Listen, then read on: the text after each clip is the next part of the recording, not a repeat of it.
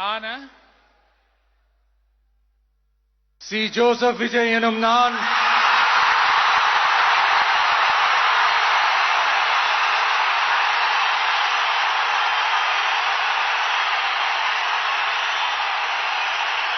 சட்டப்படி அமைக்கப்பெற்ற இந்திய அரசியல் அமைப்பின்பால் உண்மையான நம்பிக்கையும் மாறா பற்றும் கொண்டிருப்பேன் என்றும் இந்திய நாட்டின் ஒப்பில்லாத முழு முதல் ஆட்சியையும் ஒருமையையும் நிலைநிறுத்துவேன் என்றும் தமிழ்நாட்டு அரசின் முதலமைச்சராக உண்மையாகவும் உளச்சான்றின்படியும் என் கடமைகளை நிறைவேற்றுவேன் என்றும்